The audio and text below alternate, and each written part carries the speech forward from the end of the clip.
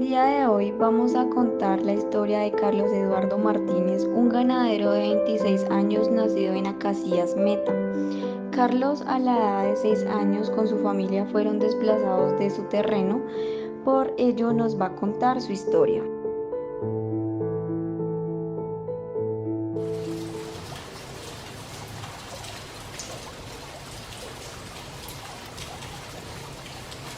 Mi papá es de Cogua, de una área que se llama El Salitre. Mi mamá sí es llanera de Ciento ya de la tierra, porque toda, o sea, la familia por parte de mi mamá, todos somos parte del llano. Y mi papá fue en unas vacaciones que por allá se fue, conquistó a mi mamá por allá en esas, y nos quedamos por allá, o sea, se quedaron por allá. Ya, mi familia se relaciona por mi papá y mi mamá, una hermana que tenía en ese tiempo 2 años y medio, y yo. Éramos una familia muy unida y trabajadora.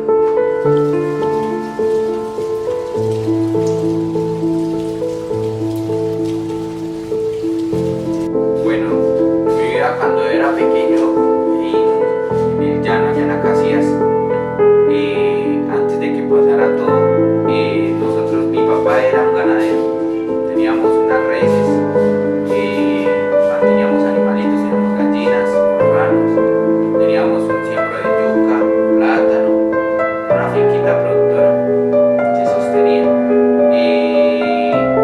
Éramos, o sea, era una familia común y corriente, muy humilde, donde mi papá fue el que empezó con el proyecto del ganado. Mi mamá pues apoyando fue donde empezamos nosotros a tener algo. Hasta que empezó a pasar que se empezaron a meter ahí la guerrilla, a empezar a quitarnos las cosas, la pasábamos normal en la finca trabajando, o sea, mis papás, porque pues yo era muy niño.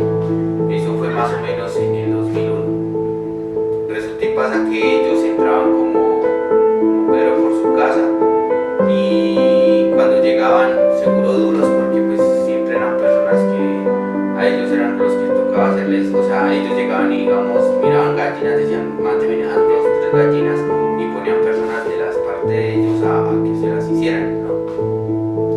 Tocaba sacar yuca y plátano y dárselas a ellos, y utilizaban prácticamente la cocina como para ellos. Luego pasó el tiempo que ellos vivían haciendo rondas y pasaban, o sea, no tan seguido, pasaban más o menos por ahí, yo creo que cada mes, cada 20 días. Y vivían ahí hasta que hubo un día que pues se llevaron una novillita, y se la llevaron. Ese día no la hicieron ahí ni nada, se la llevaron, que necesitaban una novilla, se la llevaron. Y luego volvieron a pasar, y en una de esas mandaron a mi mamá a que les hiciera de comer. Mi papá pues es un hombre de esos que son rebeldes, de los chapados a la antigua, él no le gustó nada de eso.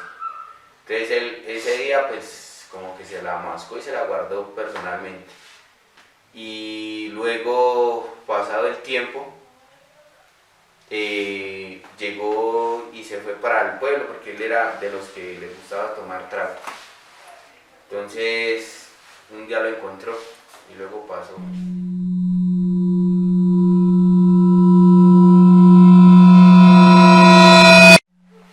Bueno, y mi papá, como le gustaba el trago, le gustaba salir a tomar, en una de esas él se encontró a la persona que mandaba a mi mamá a que les hiciera de comer. Entonces, como le decía, mi papá era un hombre de carácter y chapado a la antigua. Él no se aguantó y se las cobró. Tuvo una riña con él y le provocó unas puñaladas, en las cuales el hombre no salió, o sea, no salió muerto, sino quedó herido. Pero al pasar el tiempo, como a la semana, cayeron a la finca. Y ese día llegaron, nos sacaron, a mi papá le dieron una golpiza, y nos sacaron, y o sea, pues a mis papás los amarraron frente a la casa, siempre una distancia considerada, y a mi hermana la dejaron, mi hermana estaba bebé, la dejaron en como un canasto ahí al lado de nosotros. Y a mí también me amarraron. Llegaron y le prendieron candela a la casa, quemándose todo sin dejarnos sacar ni una pinta de ropa, nada. O sea, quemaron todo. Y de ahí, pues nos dijeron que si nos volvían a ver, que mejor dicho, no la perdonaba. Mi papá pues cogió, llamó, o sea, llamamos a la familia y ya llamaron a la familia y empezaron pues a darnos la mano. Nosotros nos fuimos para Útica. Allá duramos como 2 meses. De Útica, de ahí saltamos a Albán. De Albán nos fuimos para... Ay, se me olvidó, para El Peñón. De ahí estuvimos en El Peñón trabajando en una finca ganadera. Duramos trabajando, o sea, ahí duraron mis papás trabajando como 2 años. De los 2 años volvimos a llegar allí a la parte de Sopó, donde mi papá se encontró otra vez con ellos y ese día se lo iban a arrastrar.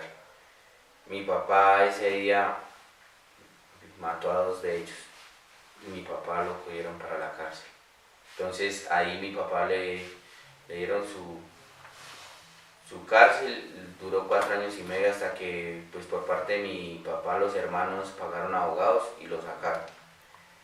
De ahí mi papá salió y nosotros nos fuimos otra vez para la parte del llano, para Agua Azul. De ahí en Agua Azul decía mi papá que no podía estar tranquilo en esa zona, que tocaba, o sea, irnos de esa parte. Llegamos a Facatativá, donde duramos trabajando en una finca y esa finca era solo manejando marrano. Entonces era pie de cría de marranos, entonces ahí duró trabajando mi papá 4. Cuando las personas sacaron a mi papá golpeado, pues a uno le da pues miedo, ¿no? O sea, y ver pues mi mamá llorar, que le rogaba a la gente pues que no lo fueran a matar, ¿no? Pues porque él era el que veía por nosotros, él era la cabeza de la familia. Ese día pues cuando ya amarraron a mi mamá, mi papá suplicaba que no le fueran a hacer nada ni a mi mamá, ni a mi hermana, ni a mí. Entonces que los amarraron a ellos, obviamente ellos llorando, como la impotencia de no poder hacer nada. Pues a uno le da miedo porque pues uno en ese tiempo, o sea, yo era un niño, uno lo que era miedo y ganas de llorar, pero entonces uno no, o sea, como que uno no sentía, donde hoy en día pasara eso, yo creo que sería la ira, la rabia contra esas personas, pero en ese momento el miedo de todo niño, yo creo que sin saber cómo explicar lo que uno siente en ese momento y ver cómo todo quedó en cenizas.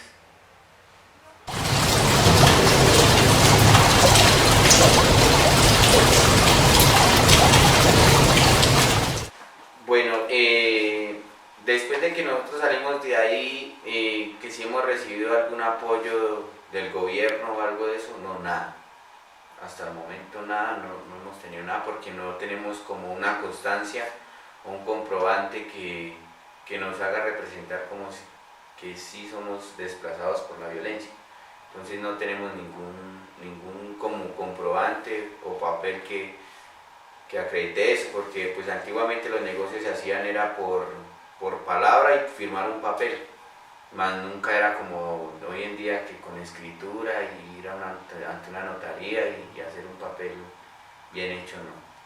Entonces ese día pues como solamente como estábamos vestidos y ahí ya quemaron todo, entonces no hubo la oportunidad de sacar ese papel firmado, porque yo creo que con ese papel firmado de pronto podíamos haber peleado algo para reclamar algo. Y pues hoy en día yo sí quisiera ir a ver allá la tierra, a ver quién la tiene y qué están haciendo, sino que mi mamá pues como tal no me deja ir, que pues yo era el mayor de mis hermanos, ¿no? Y yo pues la verdad sí he querido ir a ver quién tiene esa tierra y cómo está eso, a ver si se pudiera recuperar, pero pues o sea, como digo, si no tengo un comprobante que esa tierra fue mía, es duro. Entonces, pues, esa es la cuestión que ha pasado con nosotros.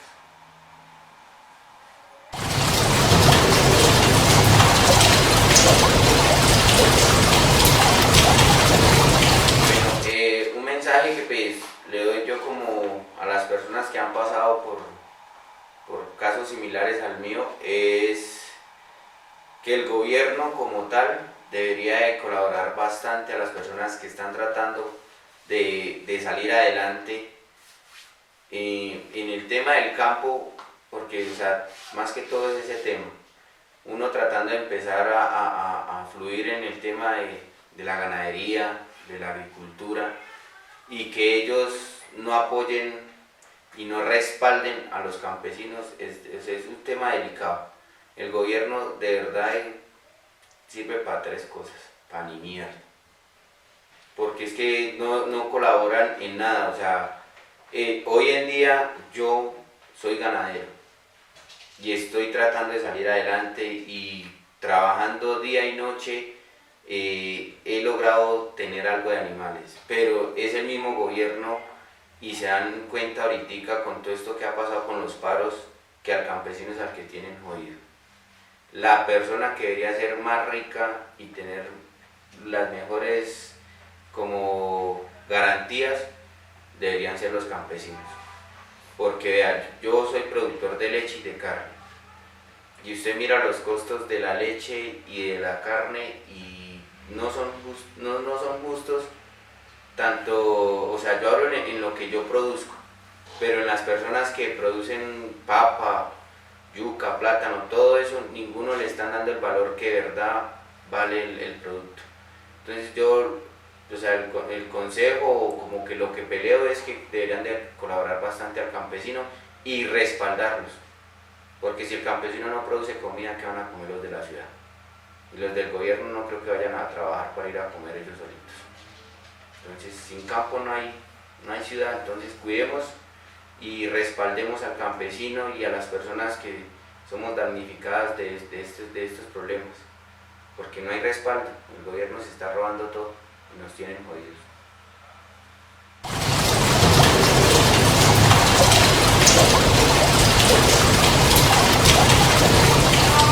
Sobre el señor Carlos Eduardo Martínez, pues por el desplazamiento del conflicto armado, es que hay una exclusión social, una inequidad y una injusticia. ¿Por qué pasa esto? Porque es que los del conflicto armado quieren esa tierra y esa tierra representa riqueza. ¿Qué pasa con eso? Hay unos factores que ellos quieren en mineral, quieren cultivos ilícitos y no. El campesino, ¿qué es lo que busca o qué factores de causa llevan a ese desplazamiento? ¿Qué es? Son el subdesarrollo, la baja presencia del Estado, porque no tienen ningún apoyo. Entonces,